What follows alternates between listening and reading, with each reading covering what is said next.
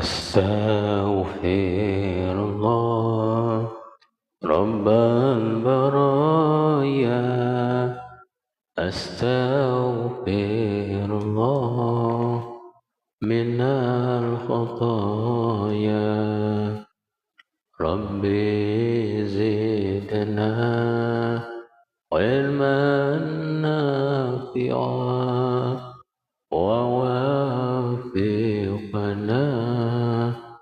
عملا صالحا يا رسول الله سلام عليك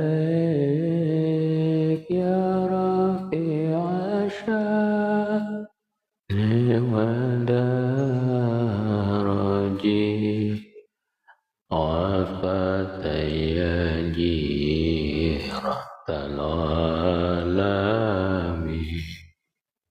يوهيل الجود والكرم يوهيل الجود والكرم.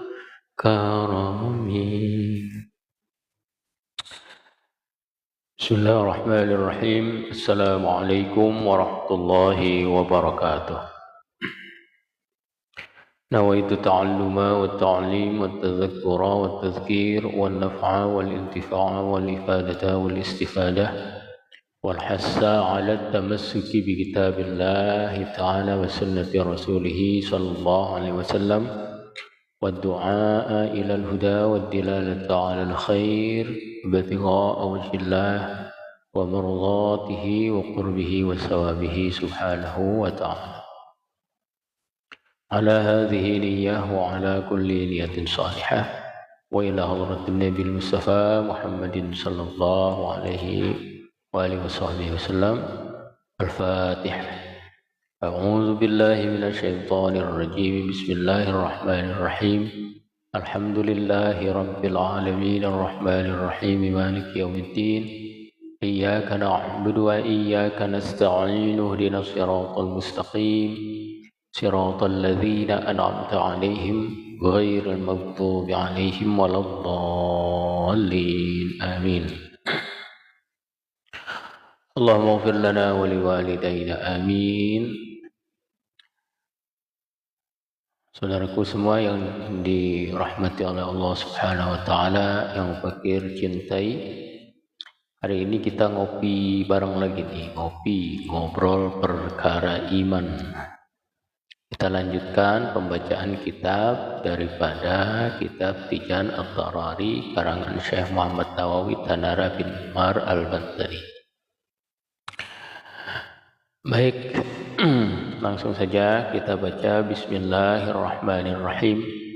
Alhamdulillahi Rabbil Alamin. Wassalatu wassalamu ala ashrafil anbiya wal mursalin habibina wa syafi'ina wa maulana Muhammadin wa ala alihi wa sahbihi ajma'in, amma ba'd. Faqulu rabbi ighfir lana wa liwalidayna warhamhuma kama rabbayana shighara wa limashayikhina fid din wa liman lahu haqqun alayna wa li jami'il muslimina wal muslimat wal mu'minina wal mu'minat amin ya rabbal alamin. Wa qad qala al muallif rahimahullahu ta'ala wa adama an-naf'a bihi wa bi 'ulumihi fid darain amin. Qala yajibu ala kulli mukallafin. Berkata Tuan Syekh Ibrahim Al-Bajuri, beliau mengatakan yajibu, wajib hukumnya, ala kulli mukallafin, atas setiap mukallaf.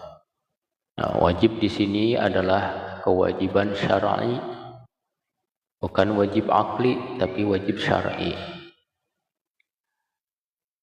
Artinya setiap mukallaf mesti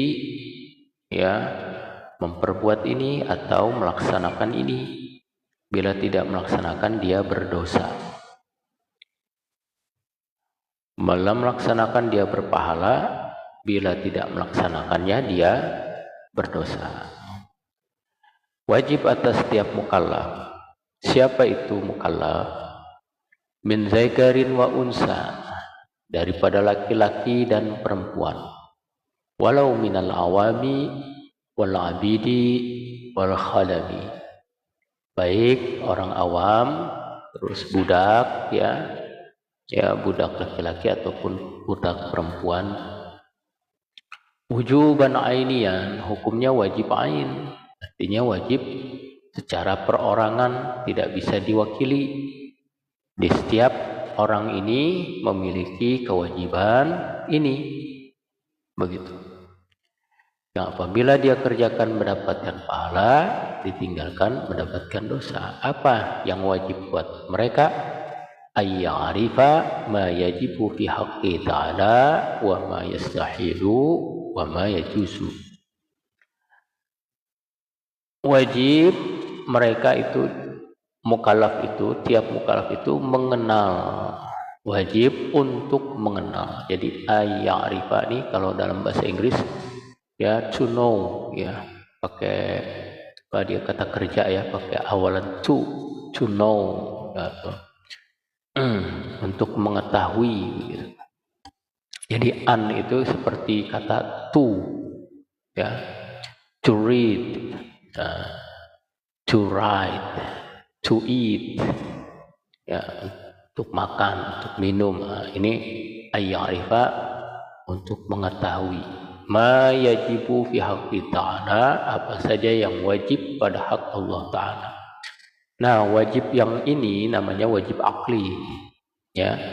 Kalau tadi wajib syar'i, ini wajib akli. Jadi mengenal apa saja yang wajib secara akal fi haqqihi ta'ala, pada hak Allah Ta'ala. Wa ma yastahilu, dan apa yang mustahil. Dilawanan dari wajib akli adalah mustahilnya. Wa ma yajuzu, dan apa yang jaiz. Qala Allah Ta'ala, telah berfirman Allah Subhanahu wa Ta'ala. Inilah dalil ya, dalil atau argumentasi akan wajibnya mengenal sesuatu yang wajib bagi Allah, mustahil bagi Allah, jaiz bagi Allah. Dalilnya ini, Allah Ta'ala berfirman, a'udzu billahi minasyaitonir rajim. Bismillah. Fa'lam annahu la ilaha illallah. Maka ketahuilah oleh akan bahwasannya tiada Tuhan yang hak kecuali Allah. Jadi fa'lam ini adalah kata perintah agar kita belajar, agar kita mencari tahu. Kata perintah agar kita belajar, agar kita mencari tahu hakikat kebenaran dari lafaz la ilaha illallah. Tiada Tuhan kecuali Allah. Betapa hebatnya ya, Al-Quran menantang manusia untuk membuktikan bahwasanya kalimat inilah kalimat yang hak. Ucapan inilah ucapan yang sebenarnya. Ya. Tiada Tuhan yang hak kecuali Allah. Cari tahu, ya, cari tahu kebenaran ini. Allah menantang kita untuk menyatakan la ilaha illallah adalah kalimatul haq. Jadi kita akan la ilaha illallah adalah kalimatul haq. Jadi kita bebas bertanya tentang ketuhanan adalah kalimatul haq. Jadi kita bebas bertanya tentang ketuhanan Allah Subhanahu wa Ta'ala. Kalau ragu, silahkan, kata Allah Ta'ala. Gitu. Silahkan, buktikan bahwa kalimat la ilaha illallah itu kalau memang menurutmu ada, silahkan, buktikan bahwa kalimat la ilaha illallah itu kalau memang menurutmu adalah kalimat yang bukan yang hak, silahkan. Bahkan Allah perintah, ketahuilah olehmu bahwasanya tiada Tuhan yang hak kecuali Allah. Wal ma'rifatu bahwasanya tiada Tuhan yang hak kecuali Allah. Wal ma'rifatu huwa idrakun jazimun bihaitsu laisa ma'hu taradun. Wal ma'rifatu huwa idrakun jazimun bihaitsu laisa ma'hu taradun. Sesuatu keyakinan bihaitsu laisa ma'hu tak taraddudun. Ukuran keyakinan itu apa? Dengan ukurannya adalah di sana tidak sekira-kira tidak ada beserta keyakinan itu suatu keraguan. Yakin berarti tanpa ragu. Mendapati keyakinan artinya mendapati sesuatu yang tidak bisa diragukan lagi. Muwafiqun, di mana keyakinan itu sesuai lima fil waqi'i, pada apa yang terjadi pada kenyataan. Nasyi'un an dalilin, kemudian juga dia itu timbulnya daripada argumentasi. Jadi nyatakan argumentasi begitu dalil-dalilnya. Nyatakan argumentasinya apa begitu, ya. Nah, kalau dia tahu argumentasinya, kemudian tanpa ada keraguan lagi dalam pernyataannya itu, dalam keyakinannya itu disebut ma'rifat. Dalam pernyataannya itu, dalam keyakinannya itu disebut ma'rifat.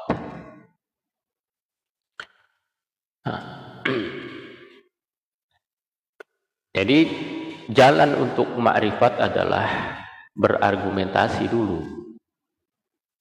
Temukan argumentasi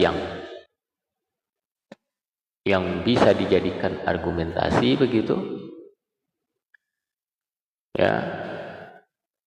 Nah, setelah menemukan konklusinya atau kesimpulannya, kamu akan mendapatkan keyakinan yang mantap tanpa keraguan. Itulah yang disebut ma'rifat.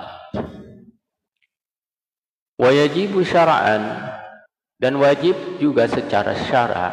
Nah, ini secara syara' lagi nih. Ala man zukira, atas orang yang telah disebutkan tadi, yakni laki-laki, perempuan yang balik ya, yang mukallaf tadi ya.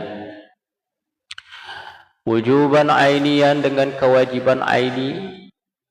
Ma'rifatu kulli aqidatin bidalilihal ijmali, yaitulah mengenal setiap akidah, setiap sesuatu yang diyakini, bidaliliha, dengan dalilnya, dengan argumentasinya, al-ijmali, yang umum, yang global, dengan dalilnya, dengan argumentasinya, al-ijmali, yang umum, yang global. Wajib dia mengenal akidah yang global. Wa amma ma'rifatuha bidaliliha tafsili fa fardhu kifayatin.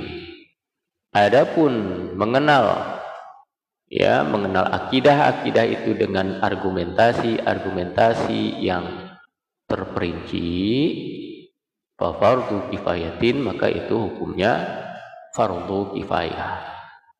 Artinya cukup di antara satu kaum ada seseorang yang mengetahui dalil tafsil ini. Namun bila dalam satu kaum tidak ada satupun yang mengetahui dalil tafsil ini, maka satu kaum itu berdosa, karena hukumnya fardhu kifayah. Maka pengertiannya, fayajibu ala ahli kulli nahiyatin yashuqqul wusulu minha ila ghairiha ayyakuna fihim man ya'rifuha bidalil tafsili. Maka wajib, karena hukumnya fardu kifayah, maka wajib atas penduduk setiap daerah yang sulit sampai dari daerah tersebut kepada yang lain. Ini saling berjauhan nih.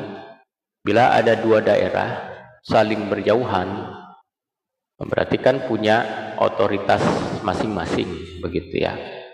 Misalkan ini satu kampung, ini kampung yang lain berbatasan begitu. Kemudian dia karena punya yang lain berbatasan begitu. Kemudian dia karena punya ayyakuna fihim may ya'rifuha bidalil tafsili, bahwa ada pada mereka tuh, pada setiap kampung itu ada orang yang mengetahui akidah itu dengan dalil rinci, dalil yang tafsir. Kenapa? Li'annahu rubbama tara'at fihim syubhatun fayadfa'uha. Oleh karena ya tatkala ada pada mereka itu suatu kesyubhatan, sesuatu yang membuat keimanan itu goncang misalkan, fayadfa'uha, maka orang tadi itu, orang yang mengetahui dalil itu yang membuat keimanan itu goncang misalkan, fayadfa'uha, maka orang tadi itu, orang yang mengetahui dalil tafsir itu, dia akan menolaknya. Dia yang melawan begitu. Dia yang akan menghilangkan kesyubhatan. Wad-dalilul ijmaliyu huwa al-ma'juzu an tafsirihi. Dan dalil ijmal, dalil global, akidah yang global ini yaitulah al-ma'juz an tafsirihi. Ini ijmal, dalil global, akidah yang global ini yaitulah al-ma'juz an tafsirihi. Ini dalil atau menerangkan secara rinci gitu. Wadaf'i syabahihi, dan menolak kesubhatannya. Jadi argumentasinya masih lemah. Kenapa? Karena sifatnya umum, belum khusus. Nah, itu dalil ijma', dalil umum. Wa idza qila laka, maka apabila ditanyakan padamu, mad dalilu ala wujudihi ta'ala, faqul ta'ala alabu walam ta'rif jihat ad-dilalati hal hiya hudusuhu aw imkanuhu aw huma aw araftaha walam taqdir ala fakki syuhati bahwa dalilun ijmaliyun. Contohnya ya, contohnya apabila engkau ditanya oleh seseorang, engkau ditanya, apa sih argumentasimu? Apa sih argumentasi atas adanya Allah Ta'ala, atas eksistensinya Allah? Betulkah Allah itu ada? Betulkah Tuhan itu ada? Kemudian engkau jawab, fakulta al-alamu. Ya, argumentasinya alam ini bukti adanya Sang Pencipta. Begitu kau jawab. Walam ta'rif jihatadillah, tapi engkau enggak mengetahui segi argumentasi itu, bagaimana cara berargumentasi itu, mendatangkan dalil-dalil akan ucapanmu tadi itu, bahwa alam semesta ini itu bukti eksistensinya Allah. Hal hiya hudusuhu, apakah dari segi bahwasanya alam semesta ini baru, artinya engkau jabarkan kan alam semesta ini dulunya tidak ada. Gitu. Sekarang ada, berarti dia itu ciptaan. Gitu. Dan setiap ciptaan butuh kepada pencipta, misalkan gitu. Ini dia tidak bisa berargumentasi begitu.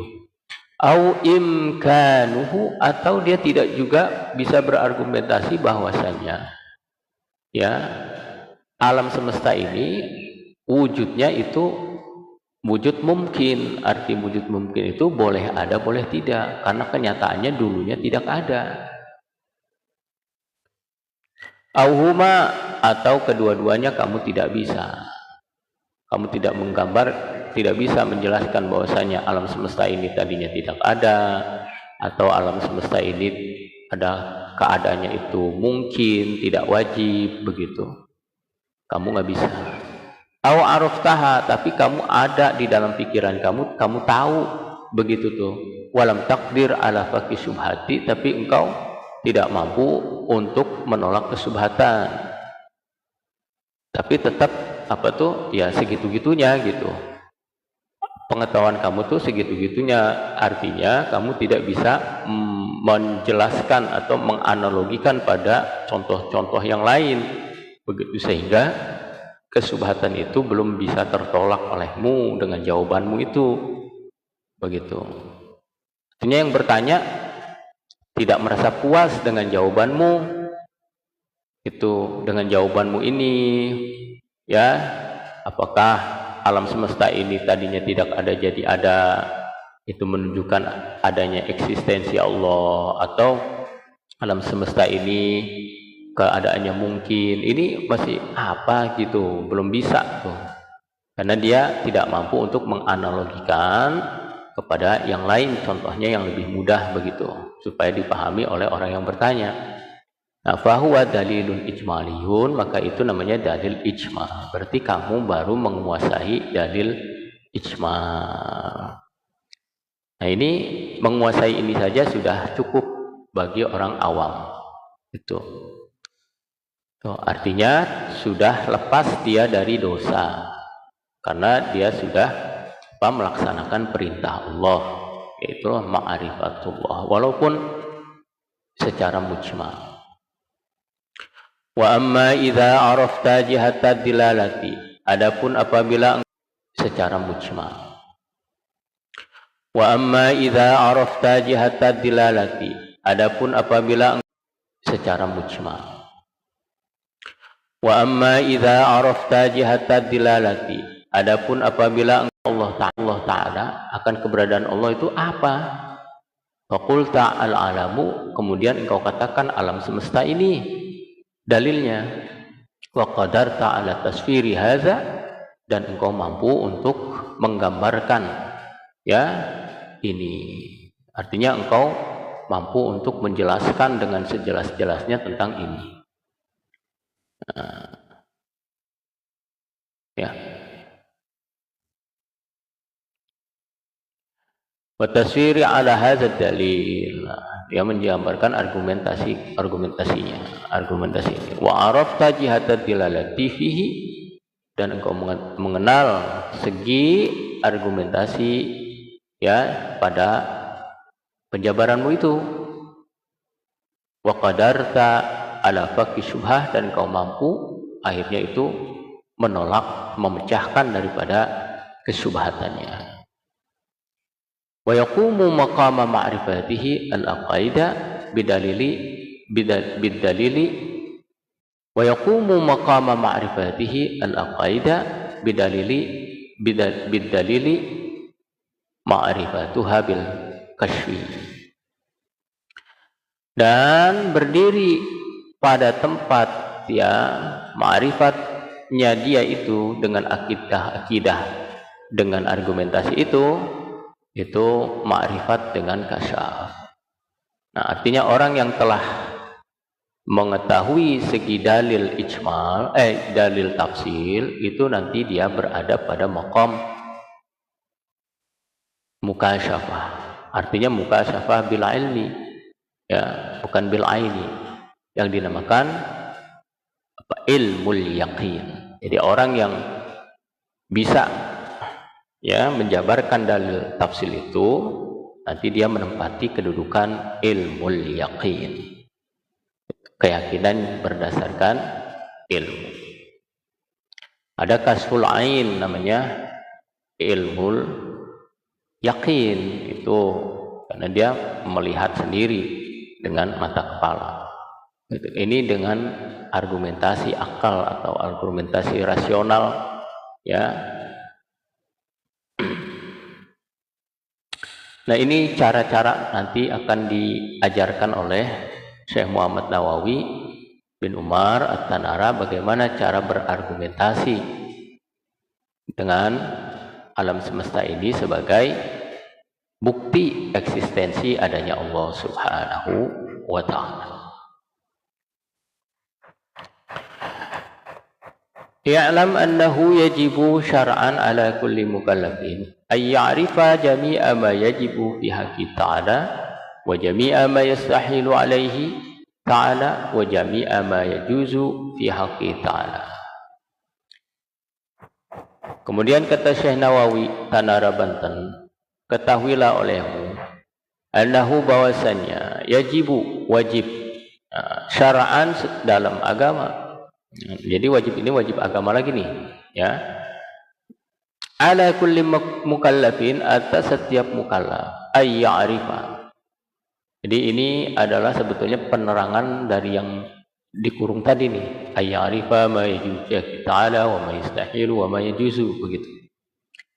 Kata Syekh Nawawi, wajib atas setiap mukallaf bahwa dia mengenal seluruh ma yajibu fi haqqi ta'ala, apa saja yang wajib pada hak Allah Ta'ala, wa jami'a ma yastahilu alaih, dan seluruh apa yang mustahil atas Allah Ta'ala, wa jami'a ma yajuzu fi haqqi ta'ala, dan seluruh apa yang jaiz pada hak Allah Ta'ala. Fama qamatil adillatul aqliyatu awin naqliyatu alaihi ijmalan, maka apa saja yang telah ada tetap, pasti, terus jelas, nyata, dan apa saja yang telah nyata, argumentasi bagi akal, argumentasi yang sifatnya akal, akliyah atau nakliyah, yakni argumentasi nakal atau nas agama, ijmalan yang keadaannya mujmal, wa huwa wujubu tisafi ta'ala bisairil kamalati, yaitulah yang mujmal itu ialah ya tersifatinya Allah Subhanahu wa taala dengan seluruh sifat kesempurnaan, wa wujubu tanazzuhihi an sairin naqaisi, dan wajibnya bagi Allah Ta'ala itu tersucikan, tertiadakan dari segala sifat kekurangan, wajibat ma'rifatuhu ijmalan, maka itu hukumnya wajib untuk mengenalnya secara mujmal. Wa yajibu alaina, maka pengertiannya adalah yajibu alaina, wajib atas kita, ya, buat yang mukallaf nih, an na'taqida, bahwa kita beriktikad, berkeyakinan, anna lahu ta'ala kamalatin la nihayata laha, bahwasanya bagi Allah Subhanahu wa taala itu kesempurnaan yang tiada batas. Min jihatil adadi, dari segi hitungan, nggak ada batas, nggak bisa dihitung. Fi nafsil amri, dalam urusan itu, artinya dalam kemuliaan Allah Ta'ala kita nggak bisa menghitung, ya. Tuh, kesempurnaan itu tidak bisa dihitung. Seperti apa sih kesempurnaan Allah? Ya nggak bisa, kita nggak bisa tahu gitu seberapa. Bilangan kesempurnaan Allah tidak bisa. Jangankan kesempurnaan Allah, bilangan itu sendiri saja kita nggak tahu, nggak mengetahui batasnya.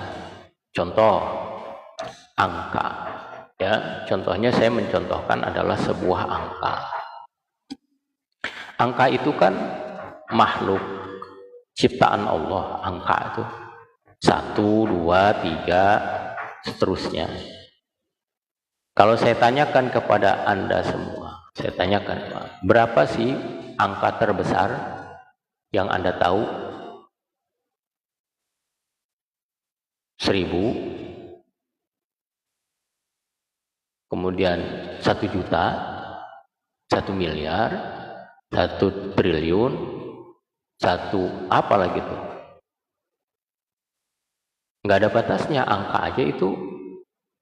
Kalau kita ditanya berapa sih angka terbesar, kita nyerah, nggak tahu.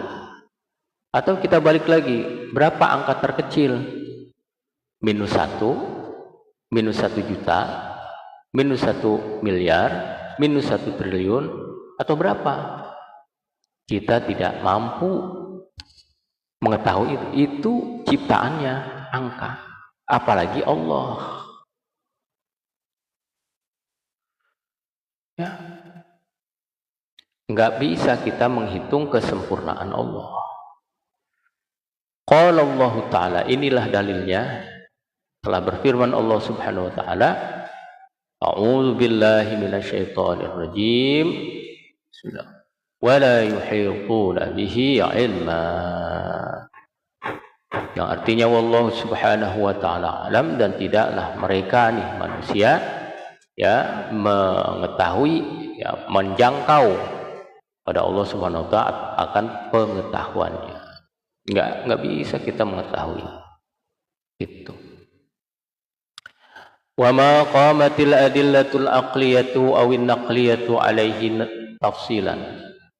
Dan apa yang telah pasti, telah nyata, argumentasi akal dan argumentasi daripada nas, ya, yang nakal itu nas, Al-Quran dan hadis gitu, alaihi atas sesuatu yang nyata tadi, tafsilan secara tafsil ada begitu, yang secara akal kita, kan Allah Ta'ala memberikan akal kepada kita, kemudian akal kita mampu untuk memikirkan itu.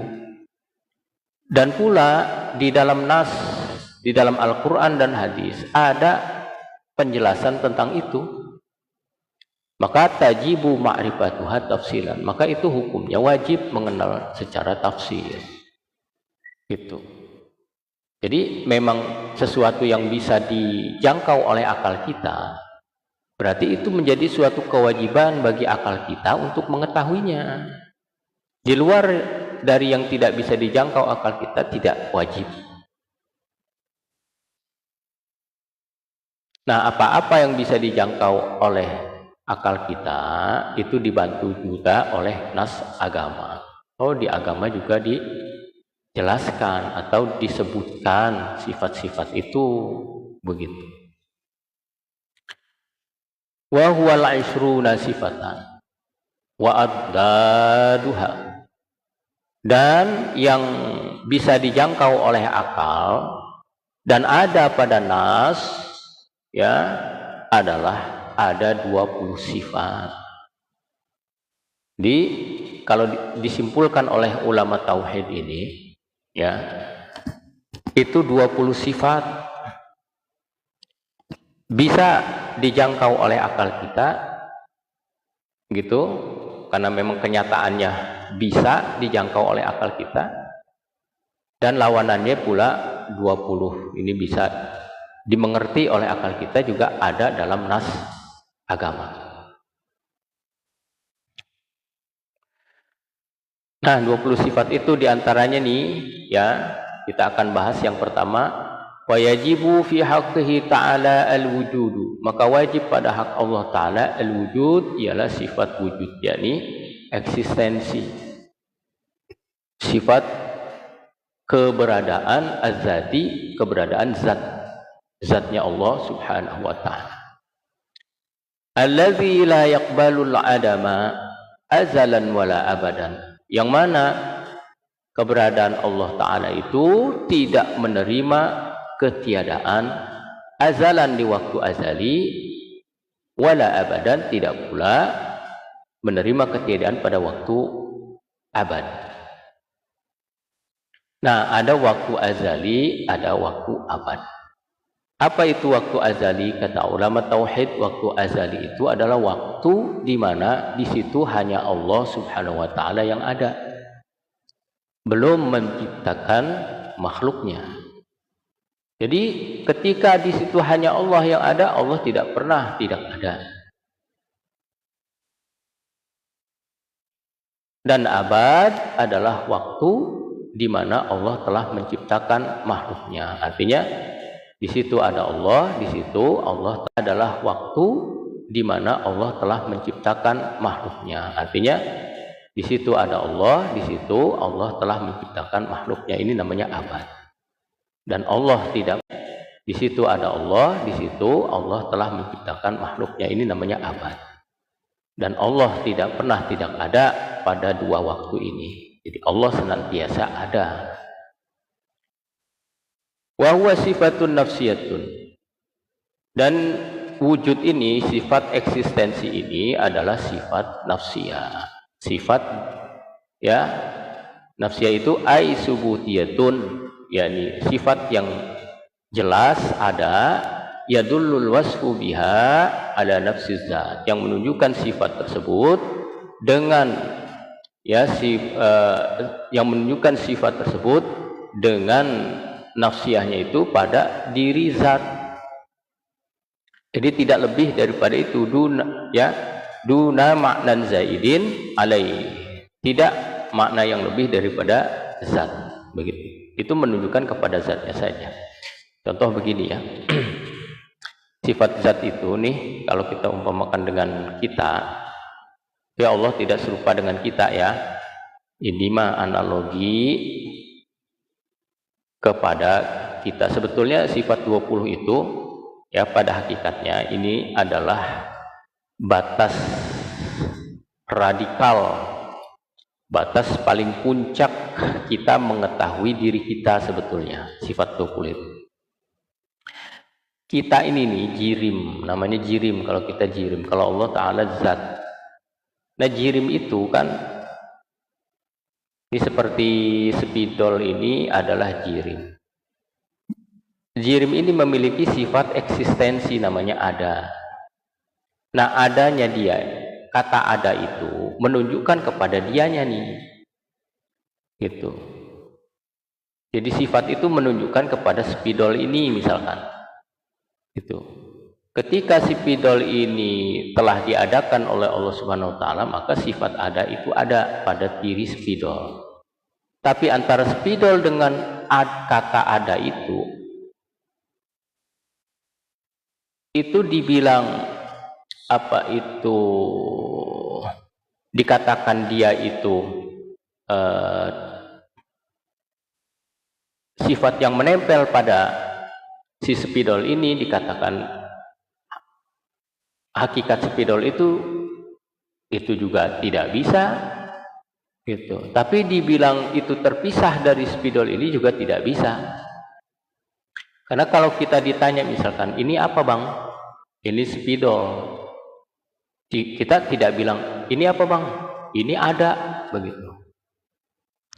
Jadi kata eksistensi itu sebetulnya suatu keadaan dari suatu zat yang ada, yang eksis, begitu. Keadaan sesuatu yang eksis pada diri keadaan itu. Ketika sesuatu itu wujud, maka sifat wujud itu ada. Ketika sesuatu itu tidak ada, ya tidak ada, begitu. Nah, sifat nafsiyah itu menunjukkan kepada dianya nih, kepada si zat tersebut. Tidak lebih dari itu. Namanya sifat nafsiyah, disebut sifat nafsiyah. Mana tadi? Wa yakfil mukallafu ay ya'rifa annahu ta'ala mawjudun wujudan wajiban. Dan cukup bagi orang mukallaf itu bahwa ia mengenal bahwa Allah Subhanahu wa taala itu eksis dengan eksistensi yang wajib. Itu dengan keberadaan yang wajib. Artinya cukup buat masyarakat umum, cukup buat semua orang itu meyakini keberadaan Allah saja, gitu. Adapun yang sifatnya rumit tadi ya, wujud itu adalah zatnya, wujud itu bukan zatnya, itu enggak perlu dia tahu, begitu. Wala yajibu alaihi ay ya'rifa anna wujudahu ta'ala ainu zatihi au ghairu zatihi, itu enggak perlu. Jadi, dan tidak wajib atas orang mukallaf itu mengetahui bahwasanya wujud eksistensinya Allah Ta'ala itu adalah hakikat zatnya atau bukan hakikat zatnya. Kenapa? Li'anna zalika min mawamidi ilmil kalam, karena hal itu termasuk hal-hal yang sulit di dalam ilmu kalam. Artinya orang-orang tertentu saja ya, orang-orang tertentu yang diberikan akal yang kuat oleh Allah Subhanahu wa taala itu bisa memahami dari tadi itu, dari masalah apakah wujud itu adalah hakikat zatnya atau bukan zatnya. Wadidduhu al-adamu, lawanannya adalah adam, ketiadaan. Wadalilu ala zalika, dan argumentasi atas itu, ay wujudillahi ta'ala, atas eksistensinya Allah Ta'ala, akan keberadaannya Allah Ta'ala apa? Wujudu hadhil makhlukati, yaitulah keberadaan makhluk-makhluk ciptaan ini. Begitu kata Syekh Ibrahim Al-Bajuri, ya. Nah, dalil adanya Allah adalah adanya kita. Adanya kita menunjukkan akan adanya Allah. Nah, ini kan dalil umum nih, dalil umum, belum khusus, ya. Nah, ini pun ada caranya, cara ya berargumentasi dengan bahwa makhluk ini adalah ciptaan apa? Adalah menunjukkan akan adanya Allah. Bagaimana caranya? Ya, berargumentasi dengan itu, maka Syekh Nawawi mengajarkan wa kaifiyatu tartibi iqamatid dalili ala wujubi wujudi ta'ala, dan cara menyusun, ya, mendirikan dalil, ya, membuat argumentasi ala wujubi wujudihi ta'ala, atas wajib wujudnya Allah Ta'ala itu, antakula, caranya bahwa pertama engkau katakan. Jadi kau buat satu premis, ya, kalau bahasa mantik, bahasa logika, kau buat premis. Premis pertama, pernyataan pertama. Kamu katakan al-alamu minal arsy ilal farsy hadisun. Alam semesta ini dari arsy ilal farsy hadisun. Alam semesta ini dari aras, dari ciptaan Allah terbesar, wal farsi, dan fars. Fars itu kitalah ibaratnya, ya, hamparan bumi. Hadisun itu semua hadis. Apa makna hadis? Ay mawjudun ba'da adamin, yakni adanya, eksistensinya didahului oleh ketiadaan. Ini dalil pertama nih. Jadi argumentasi pertama, premis mayor. Premis pertama adalah alam semesta ini adalah baru, dengan pengertian keberadaannya atau eksistensinya didahului oleh ketiadaan. Tadinya nggak ada, begitu. Nah, premis kedua, wa kullu hadisin lahu sani'un, dan setiap yang baru, yang ada awalnya tadi, yang didahului oleh ketiadaan itu, ada pembuatnya, sehingga dia ada, kan gitu. Wajibul wujudi, yang si pembuat itu wajib wujudnya, tidak pernah tidak ada, gitu. Kan gitu premis minornya nih, pernyataan keduanya. Pernyataan pertama, alam semesta ini tadinya tidak ada, gitu. Kemudian ada, kan, nyatanya, gitu. Nah, setiap yang ada, kemudian keadaannya itu didahului oleh ketiadaan, berarti keberadaan yang sekarang ini itu disebabkan penciptanya, pembuat. Ada pembuat dong. Yang pembuat itu wajib adanya, gitu. Fal alamu lahu sani'un, maka alam semesta ini ada penciptanya, gitu. Ini natijahnya atau konklusinya atau kesimpulan dari pernyataan tadi, gitu. Jadi dua pernyataan, premis mayor dan premis minor, ini menghasilkan konklusi atau kesimpulan alam semesta ini ada penciptanya, gitu kan. Terus kalau ada orang yang mengatakan, kalau misalkan alam semesta ini terjadi dengan sendirinya, gitu, kata dia,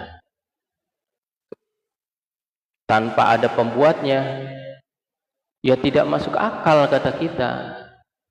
Kenapa tidak masuk akal?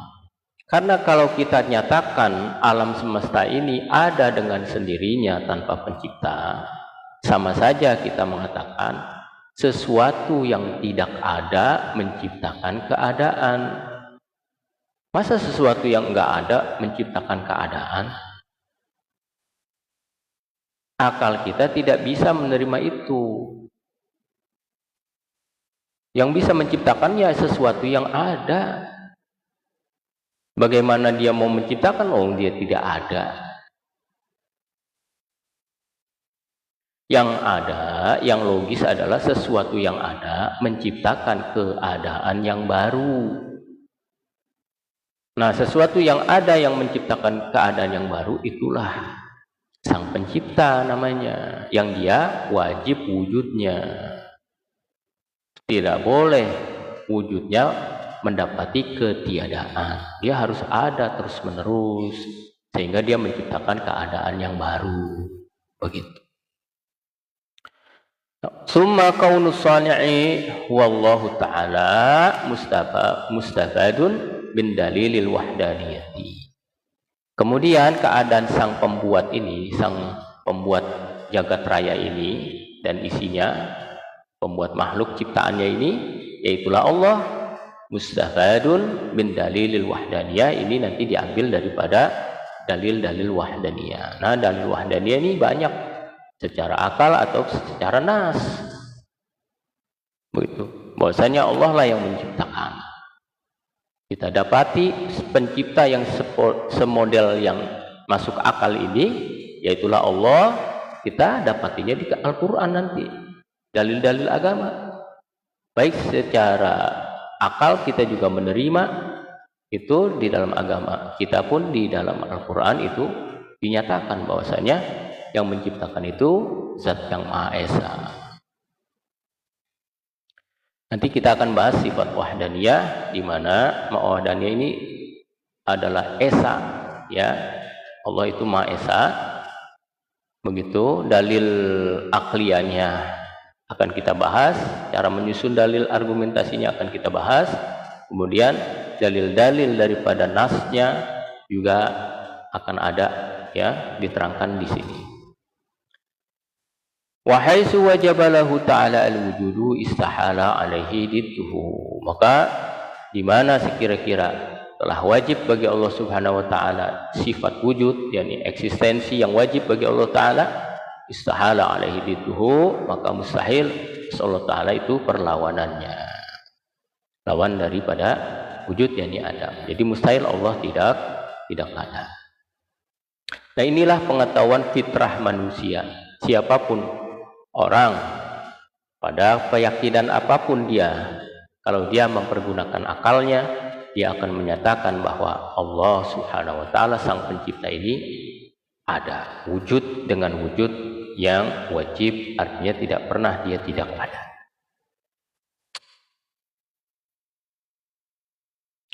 Wa yajibu fi haqqi ta'ala al-qidamu wallahu subhanahu wa ta'ala. Nah, saudara sekalian, kita cukupkan sampai di sini dulu. Nanti kita akan lanjut pada sifat qidamnya Allah Subhanahu wa ta'ala.